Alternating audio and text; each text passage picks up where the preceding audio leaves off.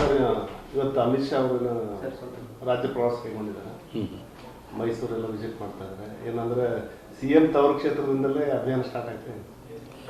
Actually ಮಾನ್ಯ ಕೇಂದ್ರ ಸಚಿವರು ಅಮಿತ್ ಶಾ ಅವರು ಮೈಸೂರಿಗೆ ಮೂಲವಾಗಿ ಅಲ್ಲಿ ಸುತ್ತೂರು ಮಠದ ಜಾತ್ರಾ ಕಾರ್ಯಕ್ರಮಕ್ಕೆ ಅವ್ರದ್ದು ಒಂದು ಕಾರ್ಯಕ್ರಮಕ್ಕೆ ನಿಗದಿಯಾಗಿದ್ದಂಥದ್ದು. ಆ ಕಾರ್ಯಕ್ರಮಕ್ಕೆ ಬರ್ತಾ ಇದ್ದಾರೆ ಮತ್ತು ಅದರ ಹಿನ್ನೆಲೆಯಲ್ಲಿ ಮೈಸೂರು ಭಾಗದಲ್ಲಿದ್ದಂಥ ಪ್ರಮುಖರು ಅಲ್ಲಿ ಪ್ರಮುಖರ ಜೊತೆ ಒಂದು ಸಮಾಲೋಚನೆ, ಒಂದು ಸಭೆ ಮಾಡ್ತಾ ಇದ್ದಾರೆ.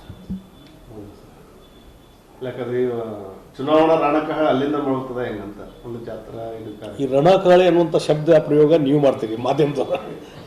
ರಣಕಾಳೆ ಮತ್ತೊಂದು ಏನಿರೋದು, ಅವರು ಸುತ್ತೂರು ಮಠದ ಕಾರ್ಯಕ್ರಮಕ್ಕೆ ಬರ್ತಾ ಇದ್ದಾರೆ. ಅದರ ಜೊತೆಗೆ ಪಕ್ಷದ ಒಂದಿಷ್ಟು ಮೀಟಿಂಗನ್ನು ತೆಗೆದುಕೊಳ್ತಾ ಇದ್ದಾರೆ. ಅದು ಬಂದಾರ, ನಿನ್ನ ರಾತ್ರಿ ಬಂದಾರ. ಇವತ್ತು ಬೆಳಿಗ್ಗೆ ಎಲ್ಲ ನಮ್ಮ ಕಾರ್ಯಕರ್ತರ ಜೊತೆ ಅಲ್ಲಿ ಪ್ರಮುಖರ ಜೊತೆ ಸಮಾಲೋಚನೆ ಮಾಡಿಕೊಂಡು, ಮತ್ತು ಈಗ ಲೋಕಸಭಾ ಇಲೆಕ್ಷನ್ನು ಹತ್ತಿರ ಬರೋದ್ರಿಂದ ಬಹುಶಃ ಇನ್ನೊಂದು 15 ದಿವಸನೋ 1 ತಿಂಗಳು ಅಷ್ಟರೊಳಗೆ ಇಲೆಕ್ಷನ್ ಕ್ಯಾಲೆಂಡರ್ ಇವೆಂಟ್ಸು ಅನೌನ್ಸ್ ಮಾಡ್ಬೋದು. ಆ ಹಿನ್ನೆಲೆಯಲ್ಲಿ ಚುನಾವಣೆ ಹಿನ್ನೆಲೆಯಲ್ಲಿ ಇಟ್ಕೊಂಡು ಎಲ್ಲ ಕಾರ್ಯಕರ್ತರ ಜೊತೆ ಪ್ರಮುಖರ ಜೊತೆ ಚರ್ಚೆನೂ ಮಾಡ್ತಾರೆ ಡೆಫಿನೆಟ್ಲಿ. ಸರ್, ಈಗ ವಿಧಾನಸಭೆಯಲ್ಲಿ ಏನು ಎಕ್ಸ್ಪೆರಿಮೆಂಟ್ ಆಗಿದ್ವಲ್ಲ, ಆ ಥರದ ಎಕ್ಸ್ಪೆರಿಮೆಂಟ್ಗಳು ಈ ಬಾರಿ ಲೋಕಸಭೆಯಲ್ಲಿ ಆಗುತ್ತಾ ಇಲ್ಲ?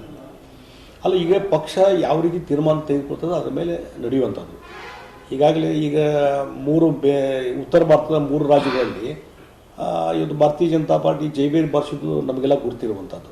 ಹೀಗಾಗಿ ಈಗ ಲೋಕಸಭಾ ಚುನಾವಣೆಯಲ್ಲಿ ಒಂದು ವಾತಾವರಣ ನಿರ್ಮಾಣ ಆಗಿದೆ ಮತ್ತು ನರೇಂದ್ರ ಮೋದಿಯವರ ನಾಯಕತ್ವ ಮತ್ತು ಅವರು ಮತ್ತೊಮ್ಮೆ ಪ್ರಧಾನಮಂತ್ರಿ ಆಗಬೇಕು ಅನ್ನುವಂಥ ಒಂದು 100 ಕೋಟಿ ಜನರ ಒಂದು ಕನಸೇನಿದೆ, ಅದು ಬಹುಶಃ ಈ ಲೋಕಸಭಾ ಚುನಾವಣೆಯಲ್ಲಿ ನನಗೆ ಅನಿಸೋ ಮಟ್ಟಿಗೆ ಭಾಳ ದೊಡ್ಡ ಪ್ರಮಾಣದಲ್ಲಿ ಇವತ್ತು ಲೋಕಸಭಾ ಚುನಾವಣೆಯಲ್ಲಿ ಭಾರತೀಯ ಜನತಾ ಪಾರ್ಟಿ ಗೆಲುವನ್ನು ಸಾಧನೆ ಮಾಡ್ತದೆ. ಮತ್ತು ಇತ್ತೀಚಿನ ಕೆಲವೊಂದು ಚುನಾವಣಾ ಸಮೀಕ್ಷೆಗಳು ಸಹಿತ ಅದೇ ರೀತಿಯಾದಂಥ ಒಂದು ವಾತಾವರಣ ಇದೆ ಅನ್ನುವಂಥದ್ದನ್ನು ಹೇಳಿದ್ದಾರೆ. ಸರ್, ಈ ಇಂಡಿಯಾ ಒಕ್ಕೂಟ ಈಗ ಆಪು ಇವರೆಲ್ಲ ಮೈತ್ರಿ ಮಾಡ್ಕೊಂಡಿದ್ರೆ, ಮತ್ತೊಂದು ಕಡೆ ಪಂಜಾಬ್ನಲ್ಲಿ ನಾವು ಏಕಾಂಗಿಯಾಗಿ ಸ್ಪರ್ಧೆ ಮಾಡ್ತೇವೆ ಅಂತೇಳಿ ಕೇಜ್ರಿವಾಲ್ ಹೇಳಿದ್ದಾರೆ ಇವತ್ತು. ನೋಡಿ, ಇಂಡಿಯಾ ಒಕ್ಕೂಟ ಏನಿದೆ ಪ್ರಾರಂಭಿಕವಾದಂಥ ಹಂತದಲ್ಲಿ ಭಾಳ ಒಂದು ಸಕ್ಸಸ್ಫುಲ್ಲಾಗಿ ಆಗ್ತದೆ, ಎಲ್ಲವೂ ರೀತಿ ಒಗ್ಗಟ್ಟಿನಿಂದ ನಾವು ಹೋಗ್ತೀವಿ ಅನ್ನುವಂಥದ್ದು ಏನು ಗೊತ್ತಿಲ್ಲ. ಆ ವಾತಾವರಣ ಕಂಪ್ಲೀಟ್ಲಿ ಕೊಲ್ಯಾಪ್ಸ್ ಆಗಿದೆ. ಒಂದೊಂದೇ ಪಕ್ಷಗಳು, ಆ ಒಕ್ಕೂಟದಲ್ಲಿದ್ದಂಥ ಒಂದೊಂದು ಪಕ್ಷಗಳು ಹೊರಗೆ ಬರ್ತಾ ಇದ್ದಾವೆ. ಮೊಟ್ಟ ಮೊದಲು JDU ನಾಯಕರಂಥ ನಿತೀಶ್ ಕುಮಾರ್ ಅವರು ಹೊರಗಡೆ ಬಂದು ಇವತ್ತು NDA ಸೇರಿದ್ದಾರೆ. ಅದರ ಜೊತೆ ಕಲ್ಕತ್ತಾದಲ್ಲಿ ವೆಸ್ಟ್ ಬಂಗಾಳ ಮಮತಾ ಬ್ಯಾನರ್ಜಿಯವರು ಸಹಿತ ಆ ಒಕ್ಕೂಟದಿಂದ ಹೊರಗೆ ಬಂದು ನಾನು ಸ್ವತಂತ್ರವಾಗಿ ಸ್ಪರ್ಧೆ ಮಾಡ್ತೇನೆ ಅಂತ ಹೇಳಿದ್ರೆ ಈಗ ಆಪ್ದವರು ಹೇಳಿದ್ದಾರೆ. ಹೀಗಾಗಿ ಆ ಒಕ್ಕೂಟ ತನ್ನ ಅಸ್ತಿತ್ವವನ್ನು ಕಳ್ಕೊತಾ ಇದೆ. ಮತ್ತೇನೋ ತೃತೀಯ ರಂಗ ಮತ್ತೆ ಅಸ್ತಿತ್ವಕ್ಕೆ ಬರ್ಬೋದು ಸರ್? ತೃತೀಯ ರಂಗ ಅನ್ನುವಂಥದ್ದು ಹೇಳೋ ಹೆಸರಿಲ್ದಂಗೆ ಮೊದಲು ಹೋಗ್ಬಿಟ್ಟಿರ್ತದೆ.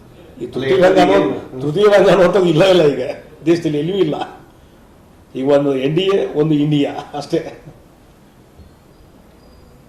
ಸರ್, ಇವರು ಈಗೇನು ಸರಸ್ವತಿ ದೊಂಗಡಿ ಅವ್ರದ್ದು ಅಮಾನತಾಗಿತ್ತು. ಇಲ್ಲ, ಅವರು ಮುಂದೆ ನನಗೂ ಹೇಳಿದ್ದಾರೆ, ಒಂದು ಕಾನೂನು ಹೋರಾಟ, ಮುಂದಿನ ಕಾನೂನು ಹೋರಾಟ ಮಾಡ್ತೀವಿ ಅಂತ ಹೇಳಿದ್ದಾರೆ. ಅವರು ಹೋರಾಟ ಮಾಡ್ತಾರೆ.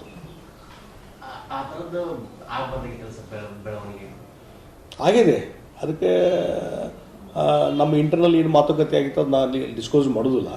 ಅದಕ್ಕಾಗಿ ಕೆಲವೊಂದು ವ್ಯತಿರಿಕ್ತವಾದಂಥದ್ದು ಆಗಿದ್ದಾವೆ.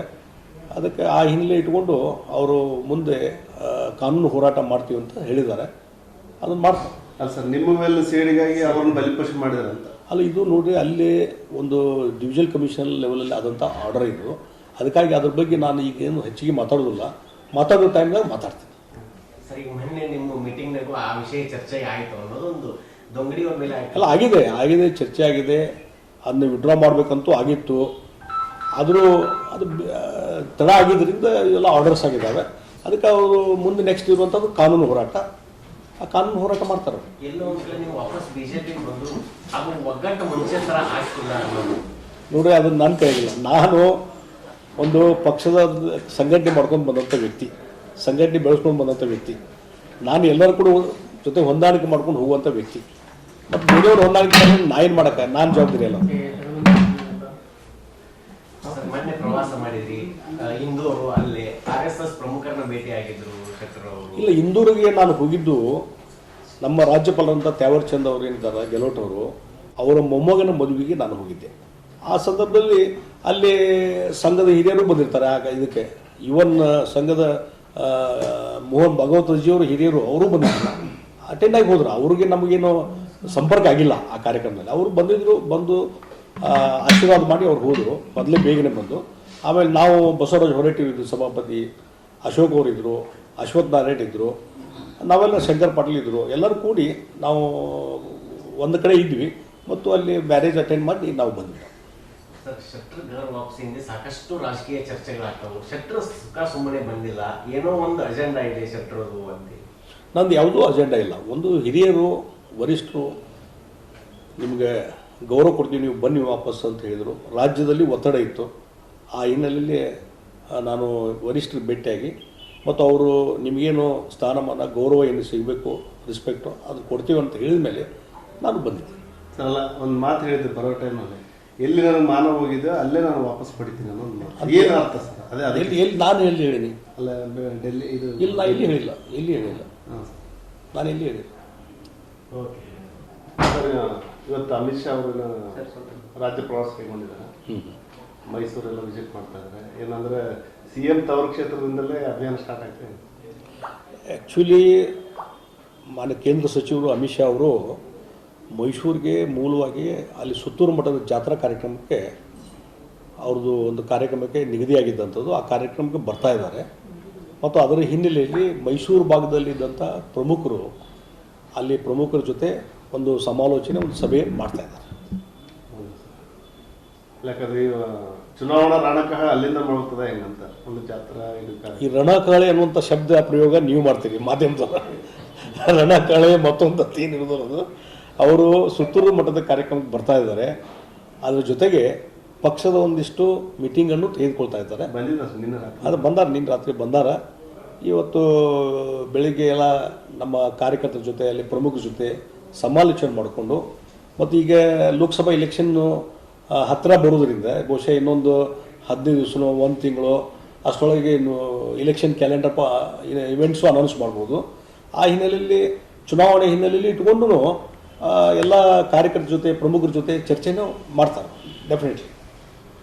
ಸರ್, ಈಗ ವಿಧಾನಸಭೆಯಲ್ಲಿ ಏನು ಎಕ್ಸ್ಪೆರಿಮೆಂಟ್ ಆಗಿದ್ವಲ್ಲ, ಆ ಥರದ ಎಕ್ಸ್ಪೆರಿಮೆಂಟ್ಗಳು ಈ ಬಾರಿ ಲೋಕಸಭೆಯಲ್ಲಿ ಆಗುತ್ತಾ ಇಲ್ಲ?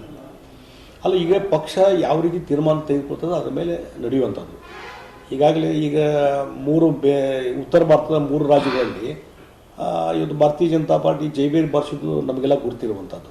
ಹೀಗಾಗಿ ಈಗ ಲೋಕಸಭಾ ಚುನಾವಣೆಯಲ್ಲಿ ಒಂದು ವಾತಾವರಣ ನಿರ್ಮಾಣ ಆಗಿದೆ ಮತ್ತು ನರೇಂದ್ರ ಮೋದಿಯವರ ನಾಯಕತ್ವ ಮತ್ತು ಅವರು ಮತ್ತೊಮ್ಮೆ ಪ್ರಧಾನಮಂತ್ರಿ ಆಗಬೇಕು ಅನ್ನುವಂಥ ಒಂದು 100 ಕೋಟಿ ಜನರ ಒಂದು ಕನಸೇನಿದೆ, ಅದು ಬಹುಶಃ ಈ ಲೋಕಸಭಾ ಚುನಾವಣೆಯಲ್ಲಿ ನನಗೆ ಅನಿಸೋ ಮಟ್ಟಿಗೆ ಭಾಳ ದೊಡ್ಡ ಪ್ರಮಾಣದಲ್ಲಿ ಇವತ್ತು ಲೋಕಸಭಾ ಚುನಾವಣೆಯಲ್ಲಿ ಭಾರತೀಯ ಜನತಾ ಪಾರ್ಟಿ ಗೆಲುವನ್ನು ಸಾಧನೆ ಮಾಡ್ತದೆ.